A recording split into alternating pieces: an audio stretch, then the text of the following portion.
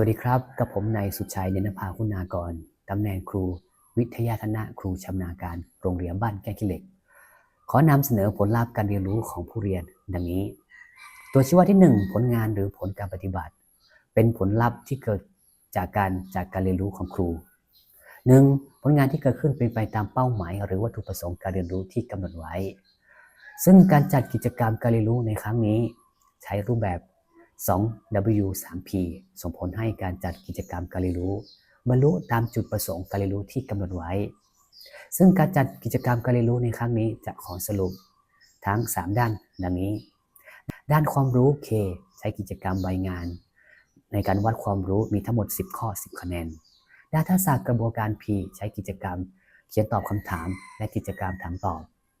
ด้านคุณธรรมจริยธรรมและค่านิยม A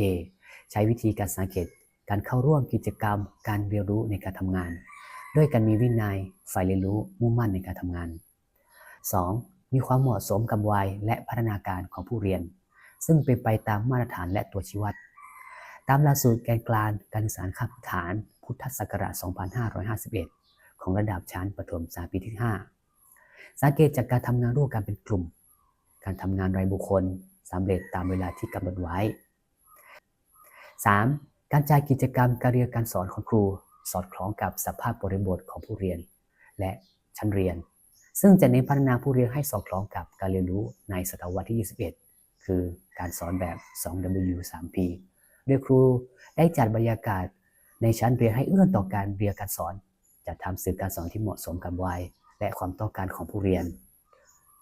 ให้ผู้เรียนได้ทำงานเป็นกลุ่มด้วยการเล่นเกมสนทนาโต้ตอบกันเป็นการสอนที่เน้นให้ผู้เรียนได้สร้างองค์ความรู้ด้วยตัวเองส่งผลให้ผู้เรียนร่วมกิจกรรมการเรียนการสอนอย่างมีความสุขทำงานได้อย่างถูกต้องและมีคุณภาพ C เกิดจากผู้เรียนรายบุคคลหรือกลุ่มผู้เรียนไม่ใช่ผลงานหรือผลการปฏิบัติของครูสำหรับผลงานนักเรียนได้แก่การทำกิจกรรมเขียนตอบคำถามการทำกิจกรรมพูดสนทนาการทำกิจกรรมใบงานและนักเรียนสามารถต่อยอดองค์ความรู้และสามารถนำไปใช้ในชีวิตประจำวันได้ 5. เหมาะสมคุ้มค่าและเป็นประโยชน์ต่อการเรียนของผู้เรียนการจัดกิจกรรมการเรียนรู้เรื่อง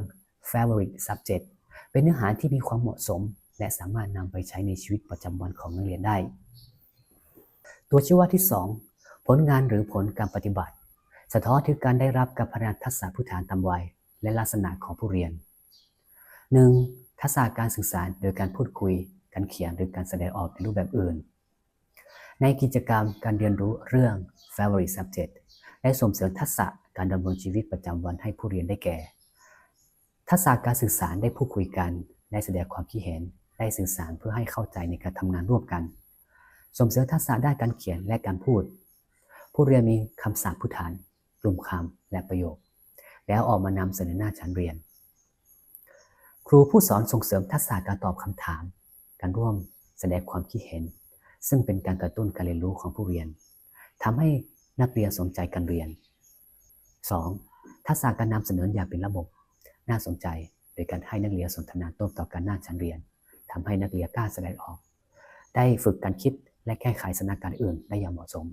3. ทักษะการใช้เครื่องมือหรืออุปกรณ์ในการเรียนหรือการฝึกอุปกรณ์ที่ใช้คือการใช้สื่อบัตรคำโปรแกรม PowerPoint และกิจกรรมใบงานซึ่งครูผู้สอนได้จัดเตรียมให้ผู้เรียนเพื่อส่งเสริมการเรียนรู้ที่สามารถนำไปปฏิบัติในชีวิตจริงของนักเรียนได้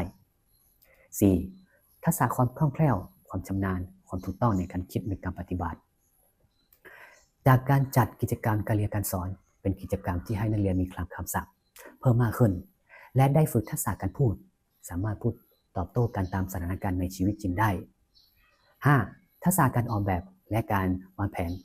จากการสอนจะเห็นได้ว่าผลงานของนักเรียนถูกต้องสมบูรณ์สะท้อนเห็นว่าผู้เรียนได้รับการพัฒนาตามจุดประสงค์การเรียนรู้มีการวางแผนดำเนินการลงมือปฏิบัติทำให้งานสำเร็จตามเวลาที่กำหนดไว้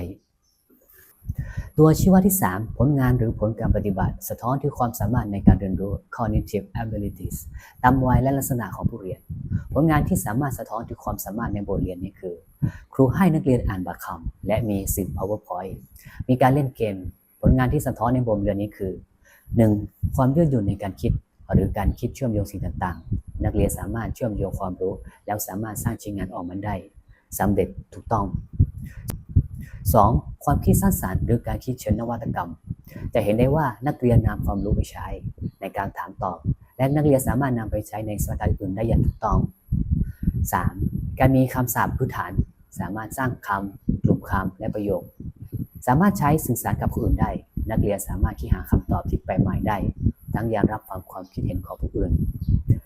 4. กระบวนการคิดเชิงเหตุผลหรือการใช้เหตุผลเชิงตรรกะนักเรียนได้สนทนาหน้าชั้นเรียนแสดงให้ถึงความถูกต้องหรือข้อผิดพลาดที่สามารถปรับปรุงแก้ไขได้ตั้งหลักเหตุผลในแต่ละประเด็นคิดหาคำตอบที่แปลกใหม่นำเสนอข้อมูลที่ไปแก้ไขปัญหา 5. กระบวนการคิดเชิงระบบนักเรียนได้รู้จักวางแผนในการเล่นเกมเป็นกลุ่มนักเรียนทำงานอย่างมีความมุ่งมั่นตั้งใจตัวชี้วัดที่ 4 ผลงานหรือผลการปฏิบัติสะท้อนถึงการบูรณาการทักษะในการทำงาน cross functional skill ตามวัยและลักษณะของผู้เรียน 1. ทักษะกระบวนการเช่นการวางแผนการวิเคราะห์การวิจารณ์การกำกับตัวเองการปฏิบัติการทดลองการเสนอความคิดเห็นในการจัดกิจกรรมการเรียนการสอนเรื่อง favorite subject นักเรียนมีความคิดสร้างสรรค์มีทักษะมีกระบวนการทำงานทักษะกระบวนการแก้ปัญหาทักษะการทำงานร่วมกันและทักษะการแสวงหาความรู้มีความมุ่งมั่นมีการนำเสนอผลงานหน้าชั้นเรียน 2. ทักษะทางสังคมเช่นการทำงานร่วมกับผู้อื่นการโน้มน้าวการเจรจาการบริการการสอนหรือฝึกผู้อื่นนักเรียนได้ฝึกทักษะการคิดทักษะการตอบคำถามการเขียนการพูดมีทักษะกระบวนการทำงานสร้างลักษณะนิสัยในการทำงานร่วมกับเพื่อนและสังคมได้ 3. ทักษะการจัดการเช่นการจัดการเวลาการจัดการทรัพยากรการจัดการทีมงานในการจัดกิจกรรมการเรียนรู้เรื่อง favorite subject เป็นการจัดกิจกรรมการเรียนการสอนที่ให้นักเรียนได้ทำงานกลุ่มงานคู่มีความรับผิดชอบมีการวางแผนนำเสนอหน้าชั้นเรียนฝึกการตั้งคำถามและหาคำตอบร่วมกันอย่ามุ่งมั่นตั้งใจสามารถบริหารจัดการเวลาได้ 4. ทักษะเฉพาะทางทักษะเฉพาะทางในกิจกรรมการเรียนรู้ครั้งนี้ก็คือการใช้ทักษะการคิดการสื่อสารการแก้ปัญหาทักษะชีวิตทักษะการทำงานร่วมกันและทักษะการใช้เทคโนโลยี 5. ทักษะการแก้ปัญหาที่ซับซ้อน